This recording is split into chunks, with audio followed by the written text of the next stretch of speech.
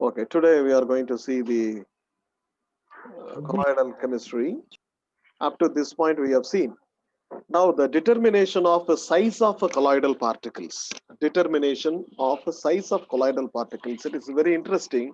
The size will vary in a particular range for colloidal particles. The first method for the determination of the size of the colloidal particle is ultrafiltration. What is this ultrafiltration? The normal filter papers will be having pores bigger in size. So that size has to be reduced. And this size can be reduced by impregnating the filter papers with collodion or gelatin and then applying the formaldehyde. So we can vary the size of the pores, and the size of the pores will vary, and then you can fractionalize.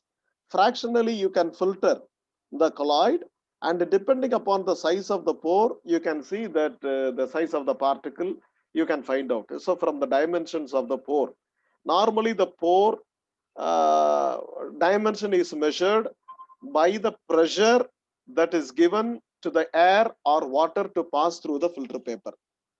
So it is only an approximation method. You are passing a pressurized air through the paper. Depending upon the pressure that is exerted on the paper, you can come to a conclusion about the pore size. And depending upon the pore size, you can say that these particles have come down, means the size of the particle should be the size of the pore. And the size of the pore can be adjusted by impregnating the filter paper with the gelatin. So we are adjusting the pore size, and then the pore size is determined by the pressure of the air or water which is given to make it pass through the paper. And then you are filtering the colloid, and the colloidal particles are coming down. So from the size of the pore, you are coming to a conclusion about the size of the particle. So this is about the first method, ultrafiltration. Second one is on the basis of Brownian movement. So, according to the Brownian movement, there will be distribution of the particle depending upon its size, because the gravity factor is also acting on the particle. So, you can think of vertical columns. When you move from up and down in a container containing the colloid, there are vertical columns in which at the bottom the particles of the bigger size are present, and the upper level particles of smaller sizes are present, and in the top level the particles of the smallest size is present.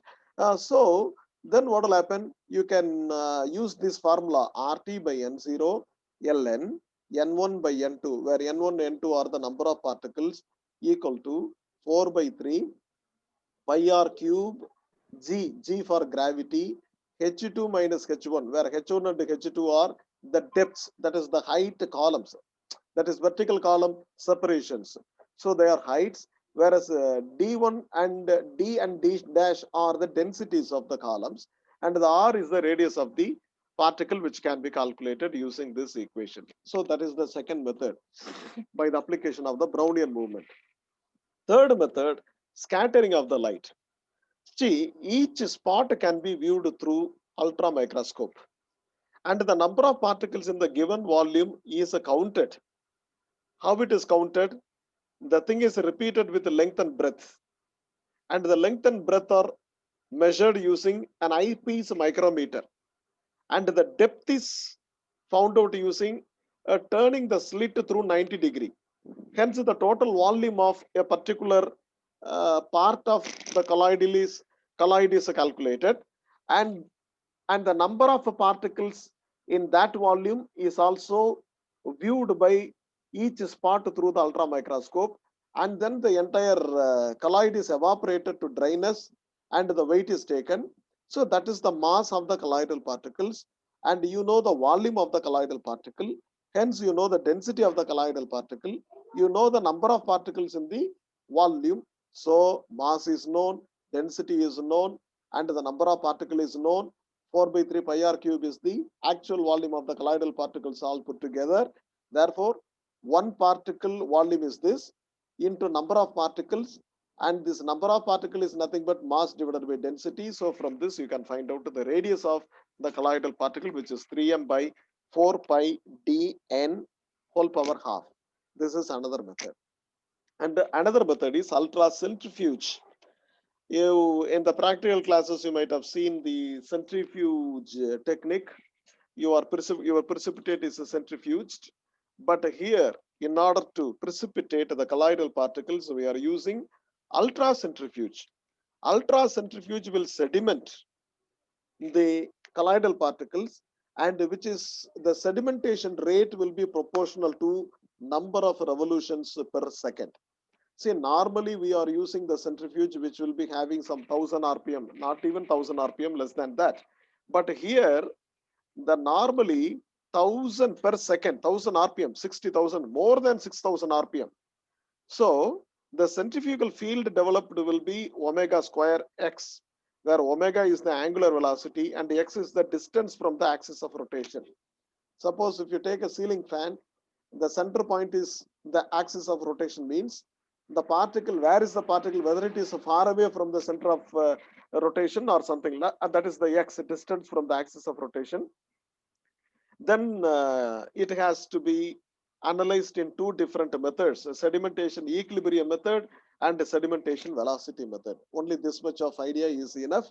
If you want to read more, you can see in the chapter macromolecules in the physical chemistry book. And the another concept in the colloidal chemistry is a coagulation or flocculation. Coagulation or flocculation means aggregation of the colloidal particles. All the colloidal particles will come closer and stick on to each other, and then they will become bigger particles. The bigger particles cannot float, or they cannot be in the colloidal state. Either they will suspend and precipitate, or they will just as an accumulation will float in the medium. So this is called the coagulation and the precipitation or flocculation. Now, why these substances are existing in the colloidal state? It is because of the electrical charges. Electrical charges means the colloidal particles are of a like charged. If the particles are positively charged, then the medium is negatively charged. If the particles are negatively charged, then the medium is positively charged. Now, as the particles are of one particular type of charges, because of the repulsion between the Coulombic force, as the Coulombic repulsion between the particles, they cannot come closer. As long as they cannot come closer, they cannot stick on each other to get accumulated. So the coagulation or flocculation is not happening. But when you add strong electrolytes, then these electrolytes will consume the opposite charges, and finally the colloid will be precipitated or flocculated or coagulated, and these ions are called flocculating ions. Now what is actually found out is, the greater the valency of the flocculating ion, greater is its power to cause the precipitation. This is called Hartree-Schulze rule. According to Hartree-Schulze rule, if greater the valency of the flocculating ion, then the greater will be its power to cause precipitation. So when he just analyzed the precipitating power of various ions, it was found out that the decreasing order of the flocculation or flocculating ion, the power of flocculating ion is Al3 plus, Ba2 plus, Na plus, FeCN6 4 minus, and PO4 3 minus, SO4 2 minus, and Cl minus. And the minimum the concentration of an electrolyte required to cause coagulation or flocculation of a sol, it is called the flocculation value. What is the minimum concentration required is called a flocculation value, which is expressed in millimoles per liter. And also the precipitation can also be done with mutual action of salts. Suppose if you are having positive salts and negative salts, then if you mix up these two, then the flocculation will occur. This is something similar to the clouds of opposite charges meeting together, where the neutralization takes place in the form of the lightning and the thunder, and then the flocculation occurs and it rains. It is something similar to that. And even in here, you can see the cations are having more precipitating power than the anions. That is also another observation. And the third method is dialysis. What is dialysis? Dialysis is a method by which the dispersion medium can be separated from the colloid. Even in our human body, the kidneys are natural dialysers. See, our kidney is able to distill, or it is able to separate the medium, water and other dissolved materials from the blood, where blood is a colloidal substance. Blood is a protein. It is a colloidal substance. So prolonged dialysis doing for a long time will also another method to coagulate and flocculate the colloidal substances. See, our kidney is a very sensitive organ. It is very much sensitive to alcohols and other things. So don't have any bad habits, because once the kidney is failed, it is very difficult to survive. It is very difficult to survive. See, even heart is not a big problem. Whether it can be stunted or it can be bypass surgery can be done, and then you can live happily. But once the liver and the kidney goes off, if they are going off, that's all. Entire life will be panic. So heart is not a big thing. You try to protect your liver and the kidney. It is very essential. It is a very natural dialyzer. So next thing, there are lyotropic and series, which is called the Hofmeister series. According to this, man,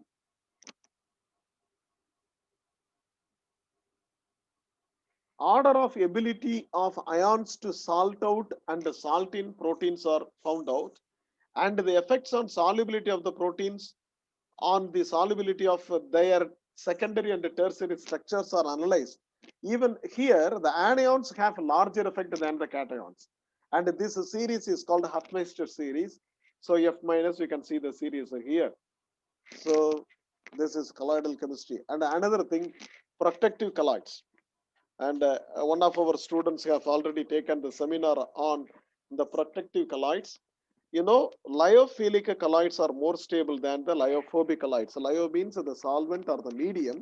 That is a medium liking colloid are more stable than the medium hating colloids. Lyophilic colloids are more stable than lyophobic colloids. Look here, actually what is happening now? You see, this is the colloidal particle, and the green colored things are called the sheath of liquids, which is acting as a barrier. And because of the presence of this sheath, this is of high viscosity.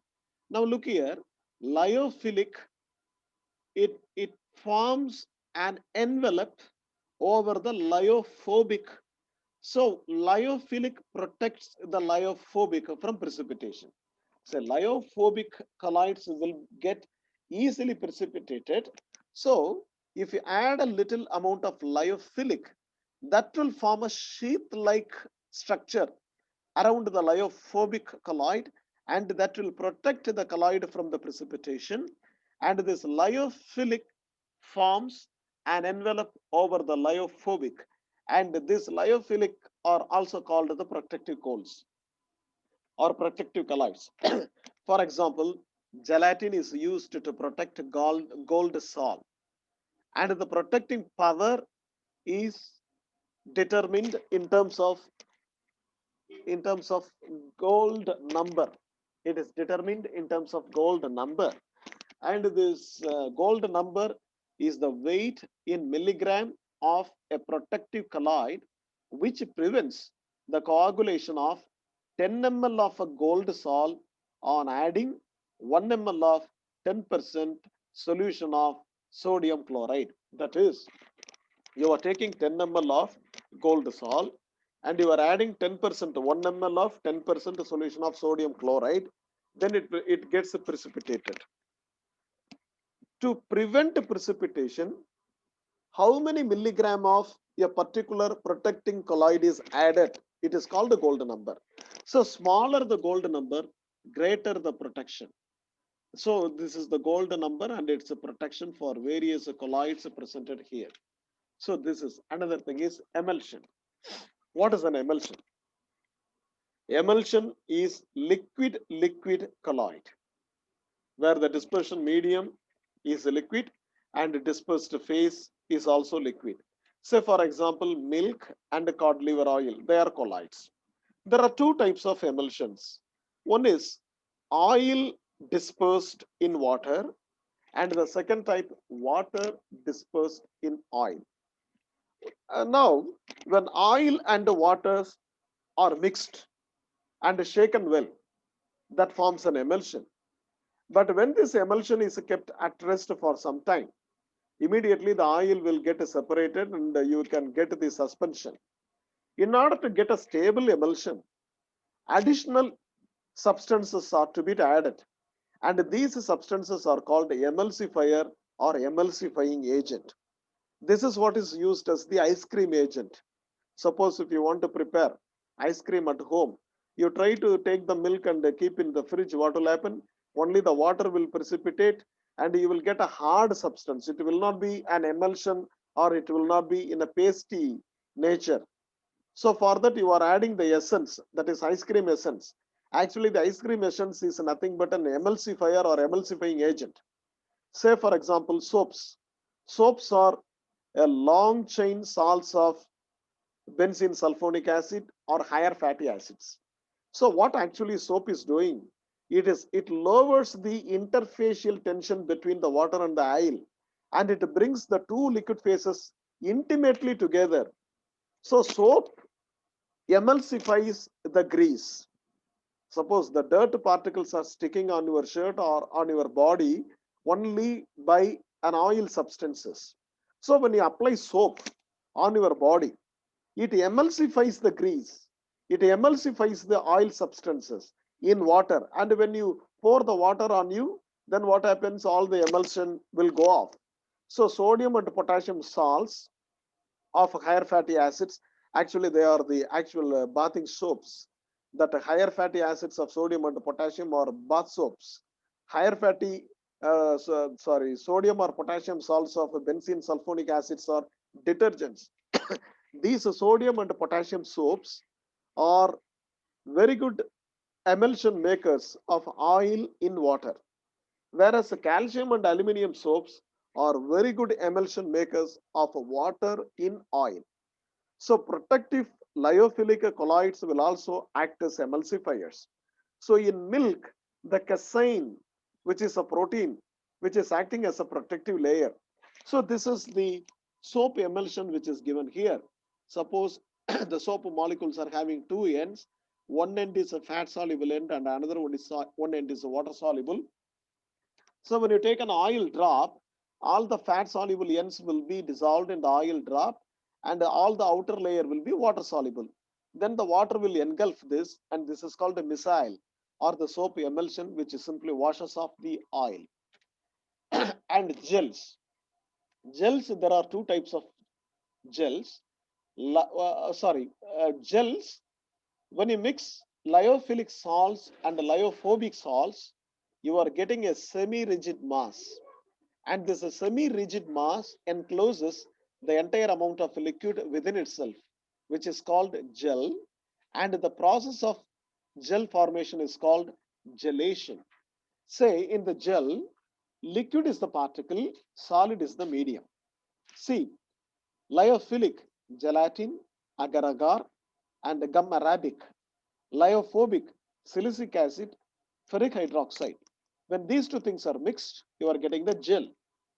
And the gels have their application in the medicine and the biology. And the preparation, you can prepare the gels by cooling salts. See, moderate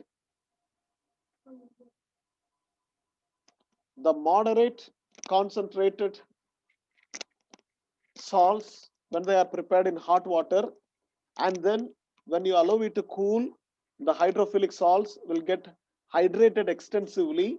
So on cooling, they will agglomerate and they will form a semi-solid network entrapping the liquid within, which is called a gel.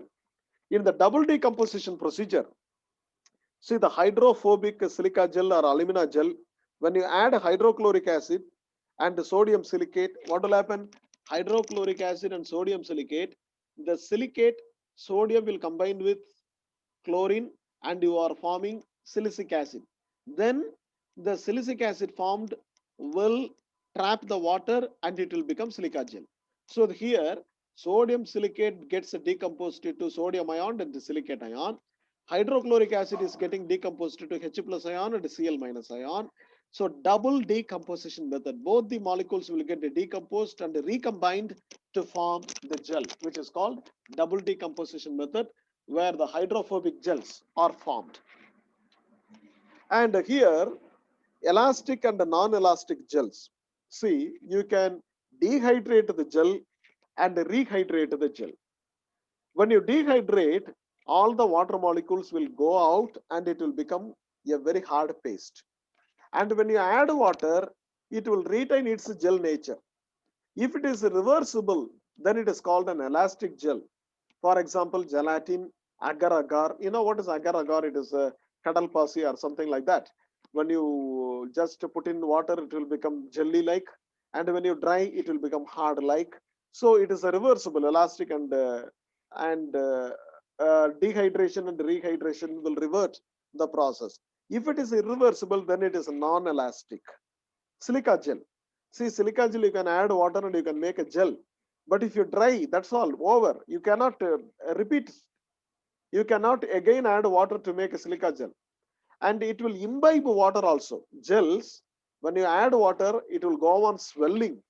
This is called imbibition. It will imbibe water, and using the water that will expand, and this expansion or swelling is called imbibition. And also sometimes these gels will give out to the water, it will lose water, and it will become thin, which is called a syneresis or shrinking of the gel. Gel salt transformation is called thixotropy. This is called a thixotropy, where gel and salt transformation, gel becoming salt or salt becoming gel, is called thixotropy. And also there is a Donan membrane. This is very important in the biochemistry. You can think of the cell membrane as a semi-permeable membrane, and it allows certain electrolytes pass through, and certain electrolytes go into the cytoplasm. Certain electrolytes come out of the cytoplasm to extracellular site, and depending upon the electrical and the chemical equilibrium to be established between the cell membrane. This is called the Donan membrane equilibrium. So with this, we are completing the colloidal chemistry. If you have any doubt, you can ask me.